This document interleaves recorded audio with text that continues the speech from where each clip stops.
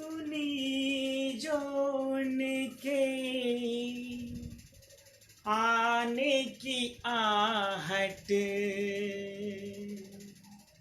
गरीब खाना सजाया हमने,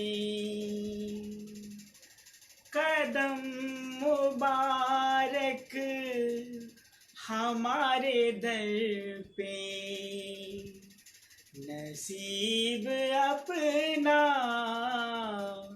जगाया हमने।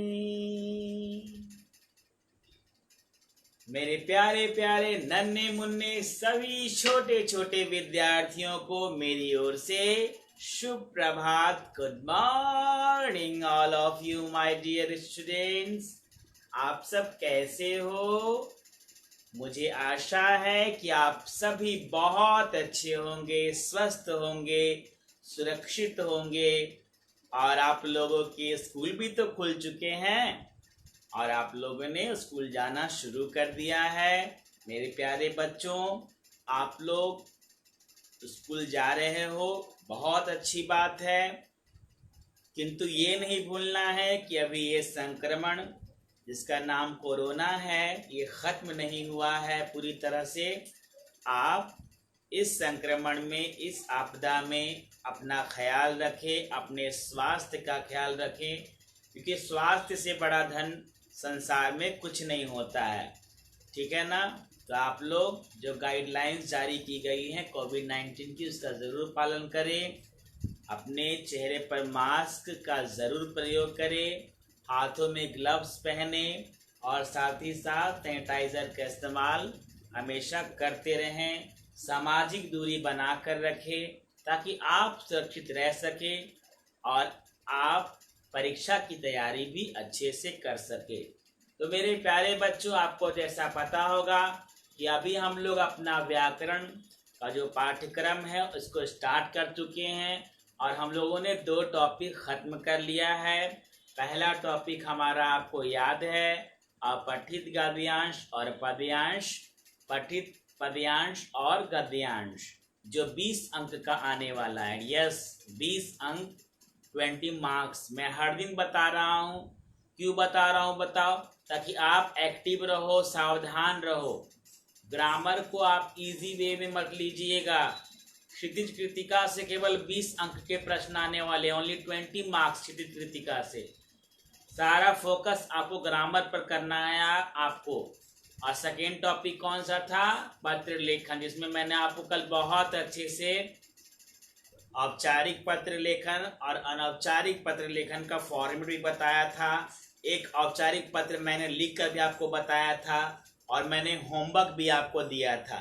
पीडीएफ फॉर्म में आपको मैंने होमवर्क दे दिया था, व्हाट्सएप ग्रुप में मैंने कल फिर भेजा था।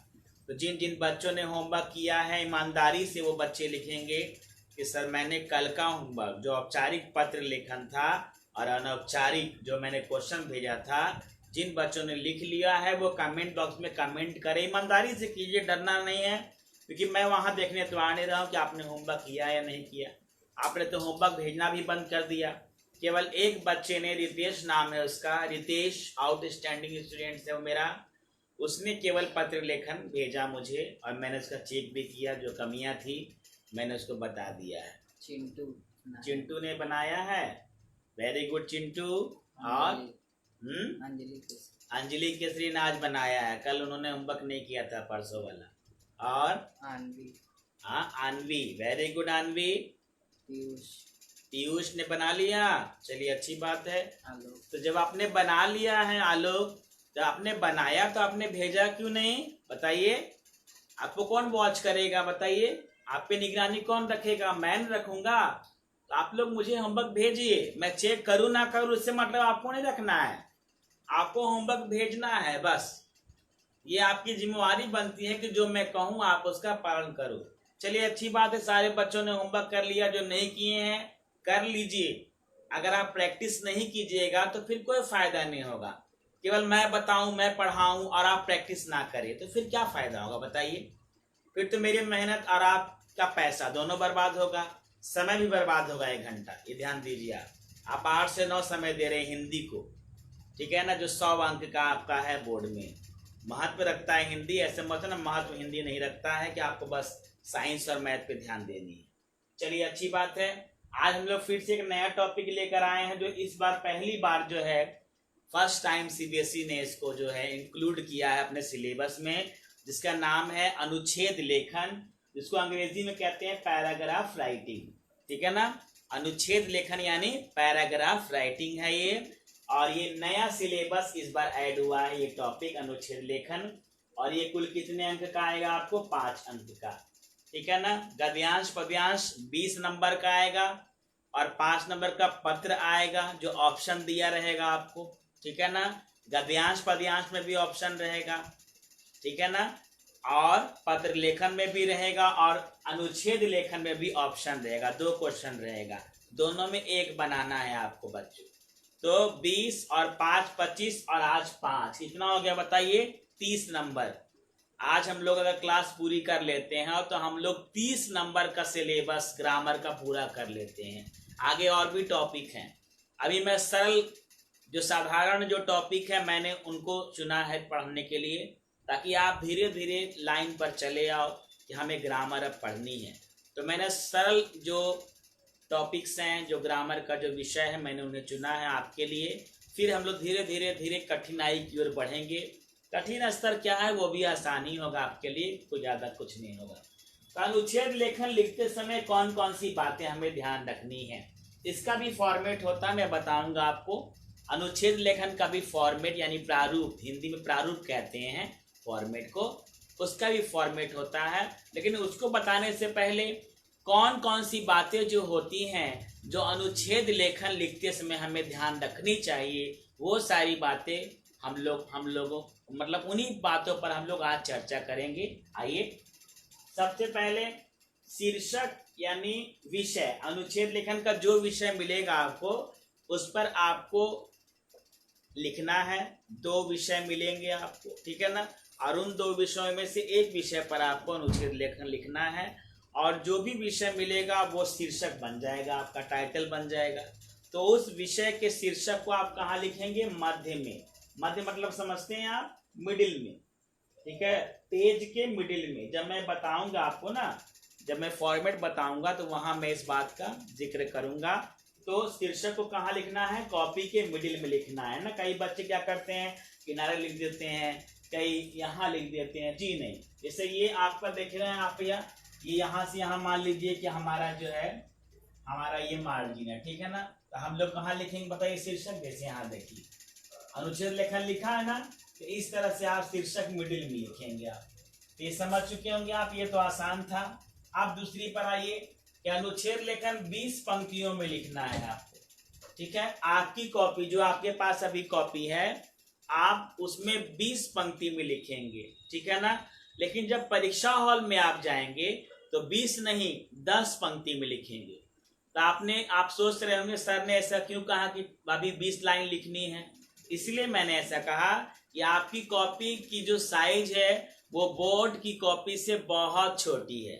बोर्ड की कॉपी चौड़ी होती है, ठीक है ना, और आपकी कॉपी क्या है? लंबी है, चौड़ी भी नहीं है। क्या है? पूरी लंबी भी नहीं है। देखिए मैं दिखाता हूँ कॉपी आपको। मेरे पास कॉपी है, एक देखिए, आपके पास ऐसी कॉपी रहती है, ऐसी पेज रहती है आपके पास, है ना।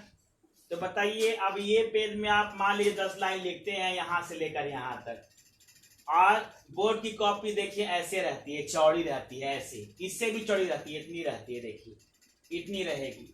तो आप अभी मान लीजिए यहाँ से लेकर यहाँ 20 लाइन लिखते हो तो 20 लाइन बोर्ड का 10 लाइन बन जाएगा। ठीक है ना, तो इसलिए अभी आप 20 लाइन्स लिखोगे, वही 20 लाइन्स बोर्ड में कितने लाइन्स बन जाएंगी, कितनी पंक्तियां बन जाएंगी? 10 पंक्तियां बन जाएंगी। इसका ध्यान रखना है आपको। 20 पंक्तियों में, ठीक है ना, यहाँ पर ये हो गया ऐसे, तो 20 पंक्तियों में लिखना है आपको। क्या लिखना है? अनुच्छेद लेखन। सटीक भाषा का प्रयोग करना है। सटीक भाषा मतलब क्या होता है? सटीक मतलब होता है कम शब्दों में लिखना है आपको, ज्यादा बढ़ा चढ़ा कर नहीं लिखना है, विस्तार पूर्वक नहीं लिखना है। क्यों? क्योंकि विस्तार पूर्वक हम लोग निबंध लिखते हैं, अनुच्छेद नहीं लिखते हैं, पैराग्राफ नहीं लिखते हैं। उसमें कम शब्दों में हम लोगों को जो है अपना अनुच्छेद लिखना पड़ता है। जैसे एक कहावत है, गागर में सागर भरना, मतलब एक गागर है, गगरी है, मटकी है, उसमें सागर भर देना। तो आपको उस तरह से सटीक भाषा का प्रयोग करते हुए निबंध के सभी पहलुओं अनुच्छेद के सभी पहलुओं को लिखना है। जैसे अनुच्छेद लेखन जब दिया रहेगा तो आपको उसमें संकेत बिंदु या विचार बिंदु भी 3 विचार बिंदु दिए रहेंगे, 3 हेल्प संकेत बिंदु दिया रहेगा आपको, और उन्हीं संकेत बिंदुओं के आधार पर लिखना है आप। लेकिन ध्यान देना है आपको कि संकेत बिंदु को लिखना नहीं है, बल्कि उसके आधार पर आपको अनुच्छेद लिखना है। जैसे निबंध लेखन में आप लिखते थे कि संकेत बिंदु लिखकर आपने अंडरलाइन किया, फिर उस पर आपने 10 लाइन लिख लिया, 5 लाइन लिख लिया। लेकिन अनुच्छेद में ऐसा नहीं करना है। आपको संकेत बिंदु यानी हेल्प बॉक्स मिलेगा लिखने के लिए, उसका केवल हेल्प लेना है, उसके आधार पर अनुच्छेद की रचना करनी है और सटीक भाषा में करनी है। वो हम लोग अभी करेंगे तो पता चल जाएगा, ठीक है ना, बिना किए तो कुछ पता नहीं चलता है। आगे क्या देखिए, एक अनुच्छेद में लिखिए। कहने का मतलब ये है कि ये क्या है बताइए, अनुच्छेद है। अनुच्छेद मतलब क्या होता है, पैराग्राफ, जिसमें कोई लाइन नहीं छोड़नी है और ना ही पैराग्राफ छोड़नी है। एक पूरे अनुच्छेद में बिना लाइन छोड़े, बिना पैराग्राफ छोड़े आपको एक अनुच्छेद में लिखना है। ये ध्यान रखना है। कई बच्चे क्या करते हैं, पैराग्राफ छोड़ देते हैं या लाइन छोड़ कर लिखते हैं, एकदम गलत है। आपको लाइन नहीं छोड़नी है, पंक्ति नहीं छोड़नी है और ना ही अनुच्छेद छोड़ना है, ना ही पैराग्राफ छोड़नी है, ठीक है ना। तो एक अनुच्छेद में आपको लिख लेना है। अगला क्या है देखिए, आकर्षक, सरल तथा स्पष्ट शब्दों का प्रयोग। आप जिन शब्दों का प्रयोग करेंगे वो अट्रैक्टिव यानी आकर्षक होने चाहिए, सरल होने चाहिए। मैंने कि ज्यादा विद्वान बनने के लिए, विद्वता दिखाने के लिए कि हम बहुत ज्ञानी हैं तो अच्छे से शब्दों का प्रयोग कर रहे हैं तो कोई फायदा नहीं होता उससे। आप जितना सरल लिखिएगा, सरल शब्द का प्रयोग कीजिएगा, आकर्षक शब्द का प्रयोग कीजिएगा और स्पष्ट शब्द का, ताकि पता चले कि आपने क्या लिखा है। जो कॉपी चेक करने वाला है उसे ये पता चलना चाहिए कि आपने क्या लिखा है। इसीलिए आप लोग इन तीनों का जरूर प्रयोग करेंगे, आकर्षक, सरल तथा स्पष्ट शब्दों का प्रयोग। तो ये था। अब देखिए ये आ गया हमारा अगला, विषय पर आधारित अनुच्छेद। ये ध्यान रखना है, इस पर ज्यादा ध्यान देना है। क्यों देना है बताइए, कि विषय आपको मिला है दहेज प्रथा, ठीक है ना। दहेज प्रथा आपको विषय मिल गया तो आपको दहेज प्रथा पर ना लिखना है आपको अनुच्छेद लेखन। लेकिन बच्चे क्या करते हैं, दहेज प्रथा पर लिखते लिखते चले आते हैं बाल विवाह पर, बाल विवाह पर आते आते कहीं किसी और समस्या पर चले आते हैं, बाल मजदूरी पर चले आते हैं। तो विषय से हटना नहीं है। जो शीर्षक आपको अनुच्छेद का मिला है, जो विषय आपको अनुच्छेद का मिला है बच्चों, आपको उसी विषय पर अनुच्छेद लिखना है। टॉपिक से हटकर नहीं लिखना है, वरना आपके नंबर क्या हो जाएंगे, कट जाएंगे, माइनस हो जाएंगे 5, ठीक है ना। तो हर नंबर एक नंबर इंपॉर्टेंट है आपके लिए। अब देखिए ये लास्ट भी जरूरी है, विराम चिन्हों का प्रयोग, ठीक है ना। विराम चिन्ह बहुत सारे होते, देखिए मैं बता रहा हूं, मैं मिटाने जा रहा हूं, आपने लिख ही लिया होगा। विराम चिन्हों का प्रयोग करना है। तो भाई कौन कौन से विराम चिन्ह हैं, कई बच्चों को पता नहीं होता। चलिए कोई बात नहीं है, मैं बता देता हूं कौन कौन से विराम चिन्ह होते हैं, इसमें कौन सी बड़ी बात है। विराम चिन्हों का प्रयोग, जब भी आप अनुच्छेद लिखोगे तो आपको विराम चिन्हों का भी प्रयोग करना पड़ेगा, है ना। विराम मतलब क्या होता है, आराम करना। जहां पर आराम करने की जरूरत हो वहां विराम चिन्हों का प्रयोग किया जाता है। हिंदी में, अंग्रेजी में भी किया जाता है इन चिन्हों का प्रयोग, ठीक है ना। लिटरेचर में ज्यादा होता है इसका प्रयोग और एसएसटी में भी इसका प्रयोग होता है। ऐसी बात नहीं कि एसएसटी में सामाजिक विज्ञान में नहीं होता है, वहां भी होता है। मतलब जहां लिटरेचर है, जहां साहित्य है, वहां आपको विराम चिन्ह का प्रयोग करना है। केवल अनुच्छेद लेखन में ही नहीं, सभी जगह, पत्र लेखन में भी, प्रश्न उत्तर में भी, जहां भी आपको जरूरत लगे वहां विराम चिन्ह का प्रयोग कीजिए। तो सबसे अधिक प्रयोग कौन सा होता है बताइए, ये इसको क्या कहते हैं हम लोग, अंग्रेजी में फुल स्टॉप कहते हैं और हिंदी में क्या कहते हैं, इसको पूर्ण विराम कहते हैं। ये क्या है बताइए, प्रश्नवाचक, जिसको हम लोग अंग्रेजी में क्या कहते हैं, क्वेश्चन मार्क कहते हैं। ये क्या है बताइए, अर्धविराम, इसको हम लोग क्या कहते हैं बताइए अंग्रेजी में, बताइए क्या कहते हैं, कॉमा कहते हैं। क्या कहते हैं, क्या कहा जाता है जी, कॉमा कहा जाता है। उसके बाद इसको कहते हैं हम लोग बताइए डबल इन्वर्टेड कॉमा, ये सिंगल इन्वर्टेड कॉमा है, ठीक है, इनका प्रयोग करते हैं। ये देखिए ब्रैकेट है तो कोष्ठक कहते हैं हिंदी में हम लोग, इसको हम लोग योजक चिन्ह कहते हैं, छोटा सा ये होता है। और जब इसी थोड़ा सा बढ़ा करके लिख देंगे तो ये उद्धरण चिन्ह बन जाएगा, है ना। और एक जो बहुत महत्वपूर्ण है, देखिए ये वाला, ये विस्मयादि बोधक चिन्ह है। तो ये सब विराम चिन्ह है, जितने भी हैं विराम चिन्ह है, देखो ये सब, जिनका प्रयोग हम लोगों को हमेशा करना चाहिए। अलग अलग इनका नाम है, ठीक है ना, सबका प्रयोग करना चाहिए हमें, तब जाकर हमारी भाषा अच्छी कहलाएगी। तो इसका प्रयोग जरूर करें आप। चलिए अब मैं आपको एक फॉर्मेट बताऊंगा कि आप कैसे अनुच्छेद लेखन लिखोगे। तो फॉर्मेट लिखने के लिए कॉपी कलम रेडी रखिए आप सारे बच्चे, ऐसे तो आप रेडी होंगे ही।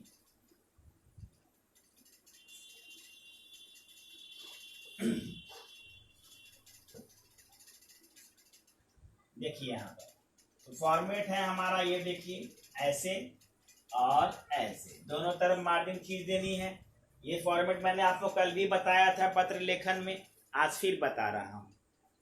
और ये हमारी कॉपी की पेज हो गई, जैसे ये हमारी कॉपी है, देखिए यहाँ पर कल भी मैंने बताया था, फिर बता रहा हूँ मैं, इस तरह की कॉपी है देखिए। तो ये कॉपी आपकी हो गई सेम टू सेम, इधर रेड लाइन खींची हुई है, इधर भी रेड लाइन है, इधर भी है, लेकिन दिख नहीं रही है तो हम लोग खींच देते हैं। चलिए कोई बात नहीं है, यहाँ हम लोगों ने ऐसे खींच दिया, आप लोगों को खींच देना है। चलिए ऐसे करके, चलिए खींचिए सारे बच्चे फटाफट, ठीक है। तो अब हम लोग को जानना है कि शीर्षक कहाँ लिखना है। तो मान लीजिए आपका अनुच्छेद लेखन है प्रश्न संख्या 10 में, तो 10 लिख दिया हम लोगों ने पहले, प्रश्न संख्या 10 हो गया।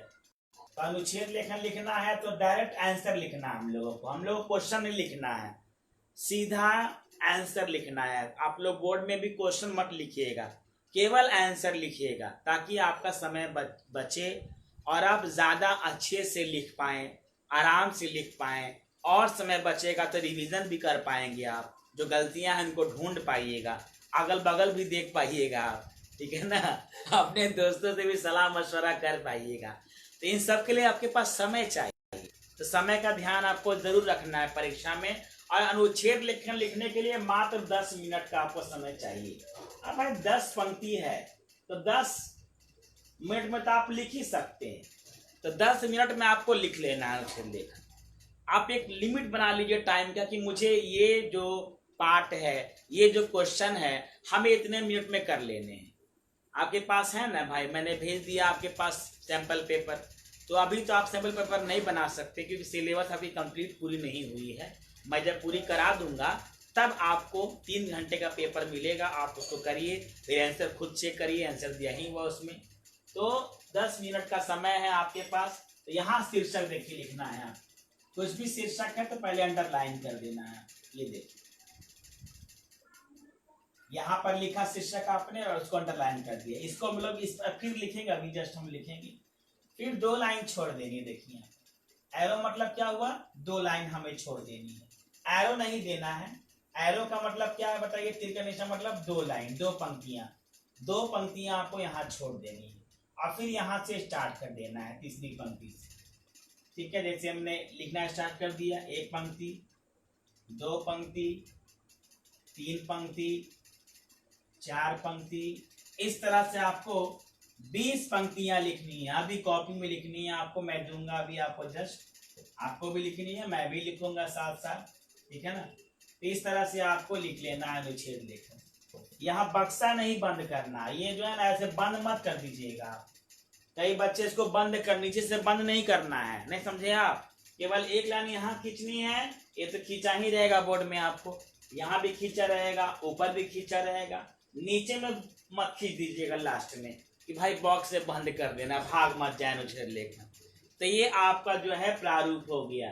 क्या हो गया बताइए, प्रारूप। इसको आप नोट कर सकते हैं, चलिए यहाँ क्या लिखा जाता है बताइए, शीर्षक, ठीक है ना। और इन सब में क्या लिखते हैं हम लोग, विषय वस्तु। जो विषय मिला है उस पर अनुच्छेद लिखना है, विषय वस्तु। अब विषय वस्तु लिखते समय किन किन बातों का ध्यान रखना है ये मैंने आपको ऑलरेडी बता दिया है। अगर फिर भी आप नहीं समझे हैं तो ये आपकी कमजोरी है बेटा, ठीक है ना। अगर आपने हमारी बातों को ध्यान से नहीं सुना होगा तो फिर आपको समस्या आएगी। और अच्छे अंक लाने हैं, 5 में 5 लाना है आपको। तो आपको जो मैंने बातें कही हैं वो उन सारी बातों का ध्यान रखना होगा, ठीक है ना। एग्जामिनर तभी आपको 5 में 5 देगा जब आपने मेरी सारी बातों को ध्यान से सुना होगा और उसको आप अमल करेंगे। अपने मन से अगर आप चलेंगे कि नहीं भैया आसान है, चलो छोड़ दो, क्या दिक्कत है। पत्र लेखन भी आपने शायद नहीं किया होगा, तभी तो आपने एक भी होमवर्क नहीं भेजा। आप पठित गद्यांश पद्यांश भी आपने नहीं भेजा, वो भी नहीं किया होगा आप लोगों ने। तो 20 नंबर उधर, आप 10 नंबर इधर, 30 नंबर होगी आपका रिवीजन। तो आप समझते रहिए क्या होगा आपका। भगवान भला करेंगे अगर इस तरह से आप चले तो ये फॉर्मेट है आपका। इसका बताइए अनुच्छेद लेखन का। पहला क्या है, शीर्षक मिडिल में देख रहे हैं आप, फिर 2 लाइन छोड़ देनी है, उसके बाद विषय वस्तु को 20 पंक्ति में लिखना है। कितनी पंक्ति में, 20 पंक्ति में। यहाँ की 20 पंक्ति, ठीक है ना, घर की। और 10 पंक्ति कहाँ की बताइए, परीक्षा की। 10 पंक्ति आपको सीबीएसई एग्जाम में आपको लिखना है, ठीक है ना। चलिए ठीक है, अब मैं इसको मिटाने जा रहा हूं और एक विषय हम लोग लिखते हैं।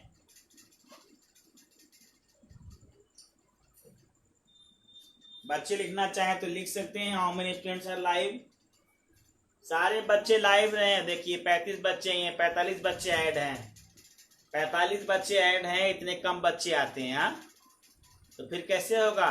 नीलेश मिश्रा हंस रही लड़की है, कोरोना लिख रही है, कोरोना लिखती है लड़की, बहुत बदमाश हो गई है। चलो ठीक है, अच्छी बात है, हंसो सब। तो 20 पंक्ति यहाँ की घर की और सीबीएसई की 10 पंक्तियां, ठीक है। ध्यान रखिएगा सीबीएसई में 10-20 पंक्ति मत लिख दीजिएगा तो एक भी नंबर नहीं मिलेगा आपको, गलती भी खूब करिएगा। आइए मिटाते हैं इसको। चलिए क्वेश्चन लिखिए। चलिए आप लोग सारे बच्चे, मैं क्वेश्चन लिखा रहा हूं, उसको लिखिए आप। कॉपी कलम निकाल के रखिए सब।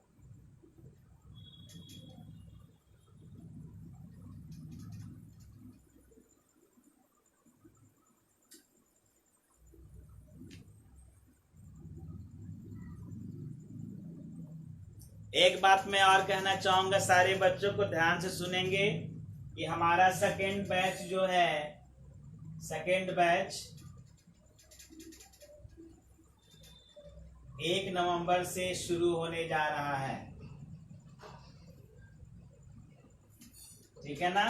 फेसबुक लाइव में ही पढ़ाऊंगा मैं, जैसे भी पढ़ा रहा हूं। हमारा सेकेंड बैच 1 नवंबर 2020 से शुरू हो रहा है और आपको मेरा सहयोग करना है। अगर आपकी इच्छा है तो, ज़बरदस्ती नहीं है। और आप ऐड होना चाहते हैं तो वो भी अच्छी बात है। तो अगर आप ऐड होते हैं, जो मेरे पुराने स्टूडेंट हैं, ओल्ड स्टूडेंट जो हैं, वो अगर ऐड होते हैं तो उनको मात्र 200 देने होंगे। लेकिन एक आपके लिए मैंने सुविधा रखी है कि अगर आपने किसी नए बच्चे को ऐड करवाया, अपने थ्रू ऐड आप करवाते हैं, तो आपको 1 भी रुपए नहीं देने पड़ेंगे, फिर आपको वो फ्री हो जाएगा, ठीक है ना।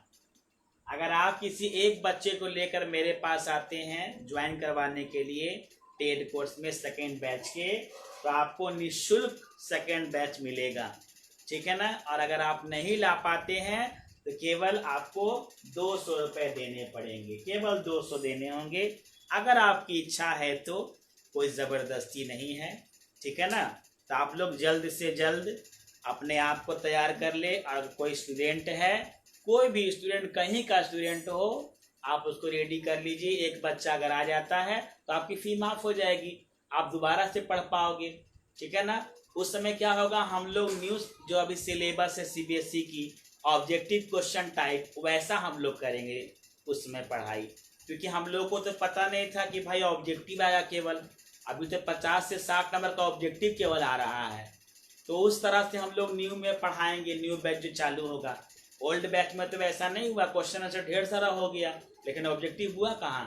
तो ऑब्जेक्टिव कराऊंगा मैं न्यू बैच में, कुछ ना कुछ सुविधा तो मिलेंगी ही ना। तो ठीक है, अच्छी बात है। तो कितने बच्चे बताइए, कितने बच्चे रेडी हैं न्यू बैच में आने के लिए? कितने बच्चे रेडी हैं, कमेंट कीजिए। How many students R add in new batch? देखो मैं आपका क्या विचार है, कौन कौन बच्चे ऐड होना चाहते हैं नए बैच में? जबरदस्ती नहीं है, फुल सपोर्ट पपोर्ट नहीं लिखना है। चिंटू नायक, यस सर, नाम लिख लिया चिंटू नायक का मैंने। चिंटू नायक ने कहा यस सर। एडवांस बुक कर देंगे Sachin Roy. Thank you Sachin. Mayank thank you. Nilesh thank you, Nilesh ने तो कल ही कह दिया मुझे। सोनू ने भी कहा yes sir. Ankit full support, thank you Ankit. Vipin thank you. Sachin Roy yes sir. Rohit, ये लड़का पढ़ता है रोहित यादव, खाली यस यस करता है। आनवी रॉय, नाम डुबाएगा रोहित मेरा। अंकित सिंह, आलोक थैंक यू आलोक।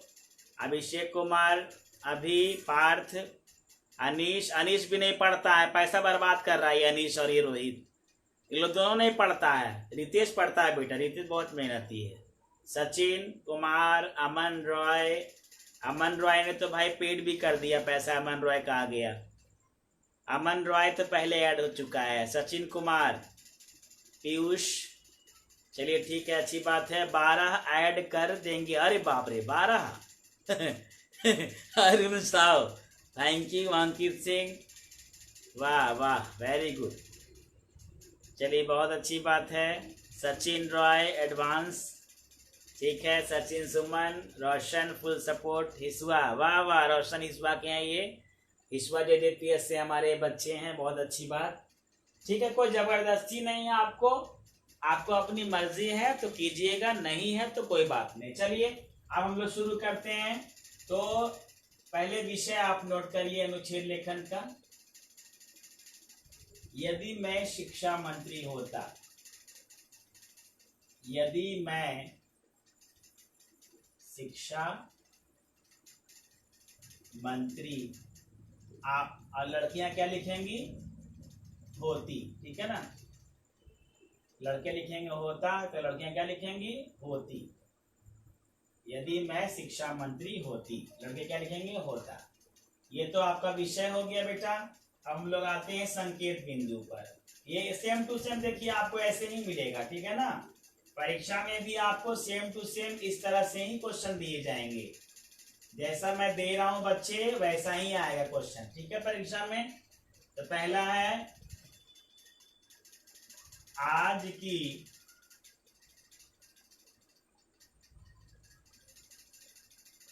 शिक्षा प्रणाली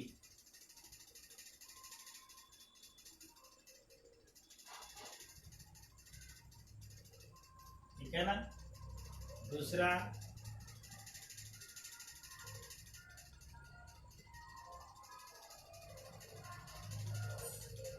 मेरे द्वारा संचालित शिक्षा प्रणाली।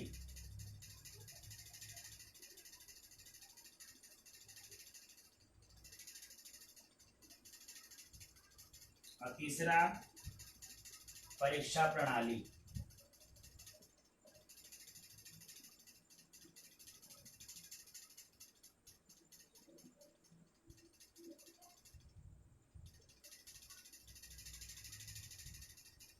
ये देखिए हमारा विषय क्या है, यदि मैं शिक्षा मंत्री होता, और संकेत बिंदु हमें मिल गए हैं आज की शिक्षा प्रणाली। दूसरा है मेरे द्वारा संचालित शिक्षा प्रणाली कैसी होगी, और परीक्षा प्रणाली में सुधार। चलिए तो ये हमारा 3 विचार बिंदु, संकेत बिंदु मिल गया है, और हम लोगों को इन्हीं बिंदुओं के आधार पर इस विषय को अनुच्छेद के रूप में लिखना है। हमें जल्दी से क्वेश्चन लिखिए फटाफट, और अगर लिख लिया आपने तो कमेंट बॉक्स में कमेंट कीजिए सर मैंने लिख लिया है, तो हम लोग थोड़ा इसको लिखते हैं, ठीक है ना, आगे बढ़ेंगे इसमें हम लोग।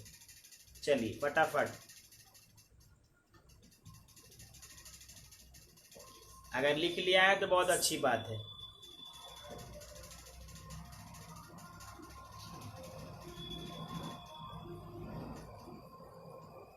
फटाफट, ठीक है, चलिए लिख लिया आप लोगों ने।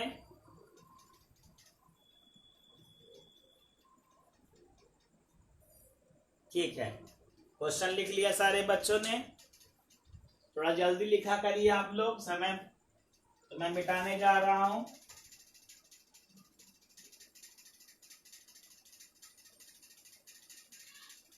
तो मान लीजिए कि क्वेश्चन नंबर 1 हो गया ये हमारा, तो हम लोग लिख देंगे क्वेश्चन नंबर 1। पहले फॉर्मेट रेडी किए, चलिए दोनों तरफ मार्जिन खींचिए पहले। चलिए सारे बच्चे दोनों तरफ मार्जिन खींचेंगे। ये फॉर्मेट रेडी हम लोग का। और प्रश्न संख्या 1 है हमारी, तो 1 लिख दिया हम लोगों ने। और यहाँ शीर्षक लिखेंगे बीच में मिडिल में एकदम, यदि मैं शिक्षा मंत्री होता। ठीक है, ये हमारा अनुच्छेद लेखन का विषय है, यदि मैं शिक्षा मंत्री होता। ऐसे करके कर देंगे आप तो ज्यादा आकर्षक होगा। मैंने जस्ट कहा भी विराम चिन्हों का प्रयोग करें आप, ज्यादा अच्छा रहेगा, बहुत सुंदर रहेगा। और यहाँ पर इसको हम लोग अंडरलाइन करते हैं, ऐसे करके अंडरलाइन करेंगे। इसको 2 बार घेर सकते हैं आप, ज्यादा बेटर लगेगा। ठीक है ना। अब हम लोग क्या करेंगे, 2 लाइन छोड़ेंगे। तो 1 लाइन यहाँ छोड़ दिया हम लोगों ने, फिर हम लोगों ने 1 लाइन यहाँ छोड़ दिया। अब हम लोग यहाँ से शुरू करेंगे, यहाँ से। आज की शिक्षा प्रणाली से मैं असंतुष्ट हूं।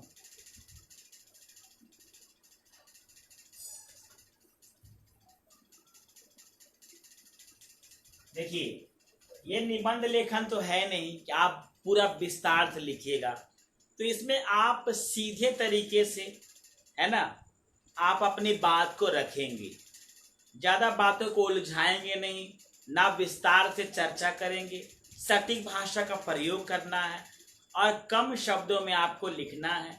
10 पंक्ति कितनी होगी बताइए? आपकी कॉपी की 20 पंक्ति कितनी होगी? अगर आप लिखेंगे कितना लाइन होगा बताइए? बहुत कम होगी।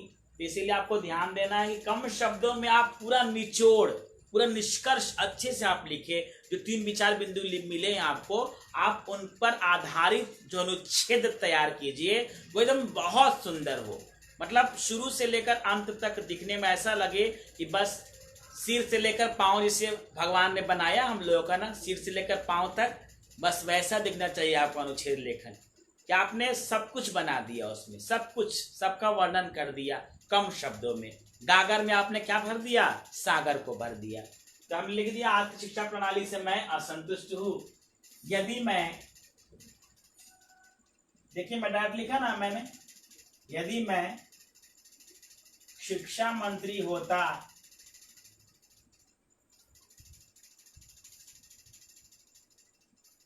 ठीक है, तो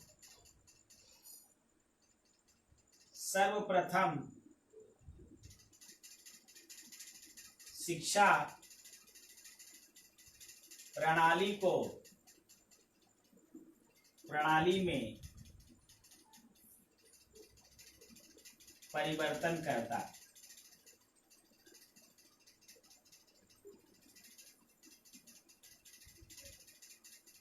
फुल स्टॉप देखिए लगाया मैंने। जहां जहां जरूरत है विराम चिन्ह की, आप वहां लगाएंगे। ठीक है ना। जहां नहीं जरूरत है वहां नहीं लगाना है कि जबरदस्ती लगा देना, सर ने कहा है तो लगा देना है। देखिए यहाँ पर ये डॉन टच मी लाइन है, मैंने इसको टच किया नहीं ना, आपको भी नहीं करना है, इधर नहीं लाना है आपको, और यहाँ से शुरू करना है जो भी आपको शुरू करना है। तो हमारा जो है पहला टॉपिक क्या था बताइए, कि यदि मैं शिक्षा मंत्री होता तो आज की शिक्षा पद्धति। तो आज की शिक्षा पद्धति में आपको पहले बताना है, आज की शिक्षा पद्धति आप लोग लिखिए साथ साथ में, खुद के शब्दों में लिखिए।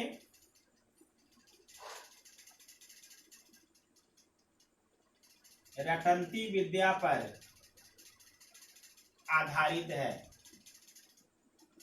तथा रटंती विद्या तथा केवल किताबों तक ही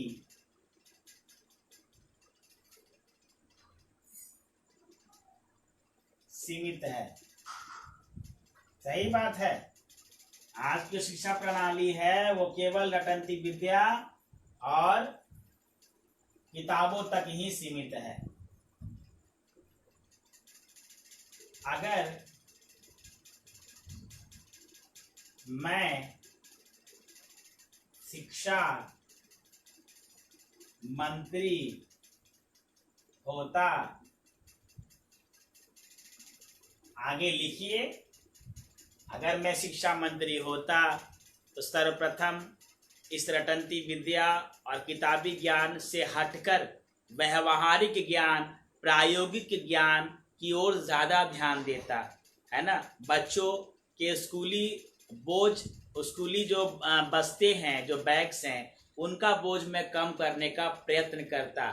साथ ही बच्चों को मैं क्रियात्मक विधि से, है ना, क्रिएटिव जिसको कहते हैं, क्रियात्मक विधि से, रचनात्मक विधि से, या कहिए कि उनकी इच्छा अनुसार, उनकी रुचि के अनुसार मैं शिक्षा पद्धति का निर्माण करता, ताकि बच्चे शिक्षा में रुचि ले, वो खेल खेल के माध्यम से सीखें, है ना। बस्ते का बोझ मैं कम करता, किताबें ऐसी बनवाता जो केवल और केवल बच्चों की सोच पर आधारित होती, जो उनके वास्तविक जीवन से जुड़ी होती। तो ये सारी बातें आपकी हो जाती। और बहुत सारी बातें हैं, देखिए यहाँ पर लिखा है, परीक्षा प्रणाली लिखना है आपको, है ना, कि परीक्षा प्रणाली कैसी है।